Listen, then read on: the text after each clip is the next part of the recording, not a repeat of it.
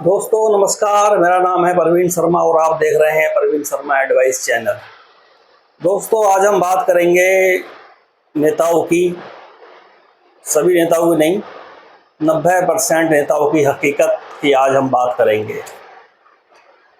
दोस्तों आपने अक्सर देखा होगा आपके क्षेत्र में या हर क्षेत्र में सांसद, विधायक, कहीं चेयरमैन, कहीं मेयर, इस प्रकार के नेता होते हैं और कुछ छोटे नेता भी होते हैं। कई लोग ऐसे भी होते हैं जिनको पार्टी के जो पुराने नेता होते हैं तो भले ही वो कोई विधायक नहीं है, सांसद नहीं है, उनको भी पार्टी केवल मंत्री पद दे देती है। तो आखिर दोस्तों ऐसा क्या है इस नेतागिरी में जो कि एक बार जो इसमें कदम रख देता है और वो फिर निकलना नहीं चाहता, संन्यास लेना भी नहीं चाहता, और वो चाहता है कि मेरी दर पीढ़ी, मेरा बेटा भी और मेरा नाती भी और मेरी वाइफ भी सभी नेतागिरी में कोई ना कोई पद संभाल लें।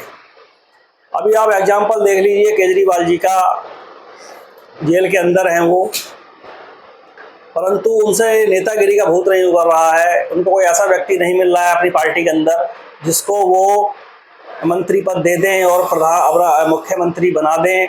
उसके बाद भी लास्ट में डिसीजन ये सुनने में आया था कि अपनी वाइफ को वो मुख्यमंत्री पद देने के चक्कर में हैं। दोस्तों एक ये ऐसा काम है नेतागिरी का जिसमें मुझे लगता है नाम के साथ साथ, पहचान के साथ साथ आदमी की दबंगई भी है, और उसके बाद इनके पास इतना पैसा हो जाता है कि वो पैसा इनसे संभलता भी नहीं है। मतलब ये लोग इनके करे हुए जितने भी बिजनेस होते हैं नेताओं के, वो सब प्रॉफिट में दिखाए जाते हैं, और एक आम आदमी वही बिजनेस करता है तो उसमें वो फेल हो जाता है। इसका रीज़न ये है क्योंकि नंबर 2 का जो पैसा होता है, ब्लैक मनी, ये सब उस बिजनेस में लगाते हैं और उसको पक्के में कन्वर्ट करते हैं।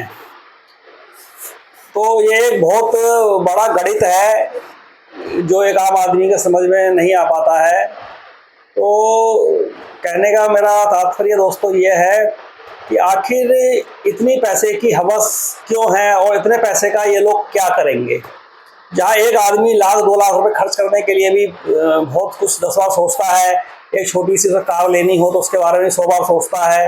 एक स्कूटरी लेने में भी उसकी हालत ख़राब है, वो भी किस्तों में लाता है।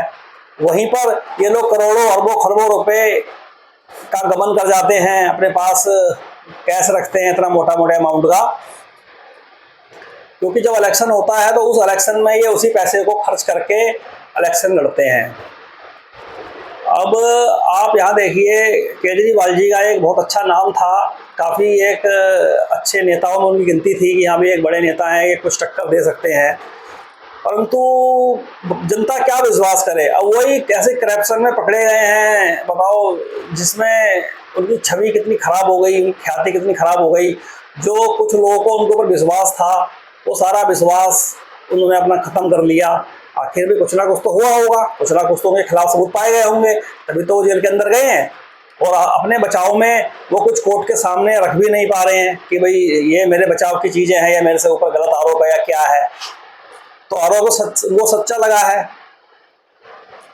तो आखिर ऐसी केजरीवाल जी कौन सी कमी हो गई थी आपके पास जो आपको इस तरीके के काम करने पड़े। एक आम इंसान चलो कुछ गलत काम करता है तो उसकी मजबूरी होती है, उसके पास पैसा नहीं होता है इसलिए कर देता है कई बार। हालांकि मैं हर आदमी को बोलूँगा ऐसा ना करें, परंतु आपके पास तो इज्जत भी थी, शोहरत भी थी, पैसा भी था। अब जब आदमी का मन भर ही नहीं रहा है तो फिर तो पूरी दुनिया की दौलत ला के दे दो फिर भी नहीं भरेगा।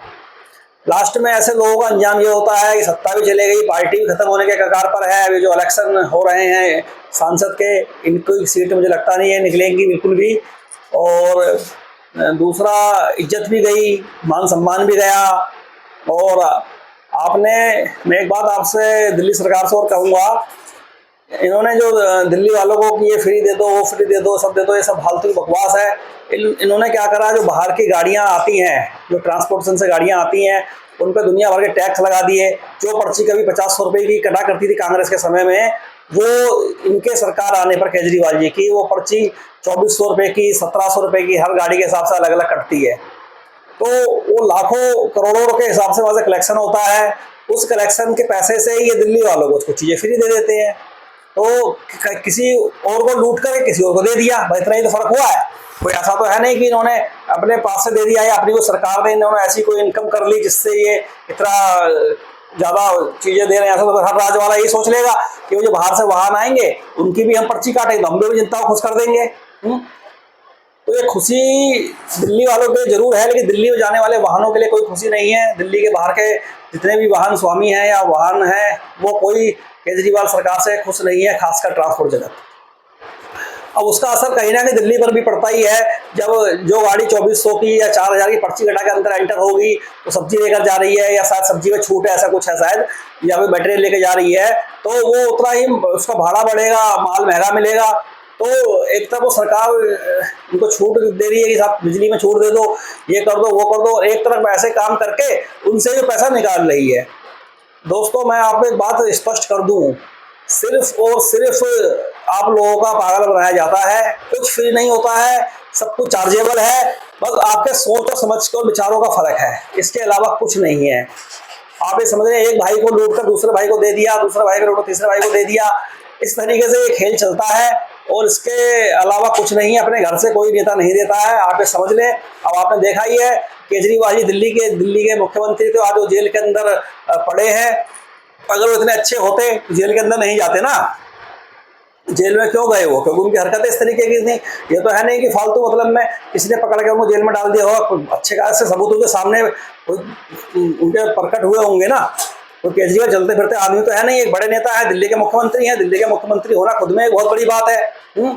तो भले ही मैं कह रहा हूँ सरकार ने भी उन्हें अंदर करवाया है तो करवाया तो किसी बेस पे ही होगा, ये तो है नहीं कि बिना किसी बेस पे उनको अंदर करा दिया होगा। सुप्रीम कोर्ट, हमारा हाई कोर्ट, ये तो सबूत देखेगा ही ना।